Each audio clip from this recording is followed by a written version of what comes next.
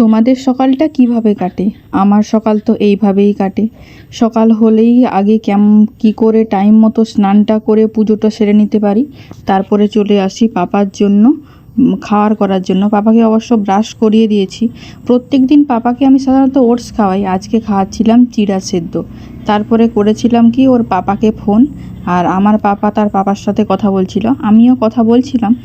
তো ও তখন কাজে ব্যস্ত ছিল, প্রায় 8:30 9টার মতো বাজে, কাজে চলে গেছে। আর তোমাদের দাদারভাই যেহেতু পাথরের কাজ করে, আর সকালে টাইম মতো গিয়ে লাগতে হয় আর কি, সবাইকে, নিজেকে আর যারা ওর সাথে যায় তাদেরকে প্রত্যেকেই লেগে পড়ে। আর তারপরে ভিডিওটা সেরকম শ্যুট করা হয়নি। বিকেলের দিকে মাথা টাথা আঁচড়ে বিছানা একটু অগোছালো হয়েছিল, সকালবেলায় বিছানাটা গুছিয়েছিলাম, তারপরে পাপা বিছানাতে উঠে সমস্ত কিছু অগোছালো করে ফেলেছে। আর এত পরিমাণে গরম, আজকে এই রুমেতেই সবাই শুয়েছিল, তাই একটু বিছানাটা অগোছালো হয়ে গেছে। নিচে মাদুর পেতেও শুয়েছিলাম, সেগুলো উঠে পড়েছি, বিছানাটা তুলে ফেলেছি। আর এদিকে পাপার জিনিসপত্র, নিজেদের জিনিসপত্র সমস্ত কিছু পাট করে ভাঁজ করে রাখছিলাম। আর বেশ আজকের ওয়েদারটা প্রচণ্ড গরম, তাই আর ফ্লিপকার্টের গ্রসারি থেকে কিছু জিনিস অর্ডার করেছিলাম, সেগুলোই বিকেলবেলা চলে এসেছে।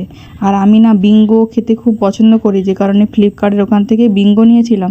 বিঙ্গোটা আমাদের এখানে 20 টাকা প্যাকেট নেয়, কিন্তু ফ্লিপকার্টের গ্রসারি থেকে 18 টাকা নিয়েছে এই বড়ো প্যাকেটটা। যাই হোক, বিকালে বসে বসে বিঙ্গোর প্যাকেটটা কাটছিলাম। আর পাপা তো দাদুর সাথে ঘুরতে চলে গেছে, আমি আর মা দুজনে বসে বসে খাবো। তো মা আমার ক্যামেরার উল্টো সাইডে ছিল, তাই মাকে দেখাতে পারিনি, নিজেই বিঙ্গো খেয়ে নিলাম। চলো টাটা।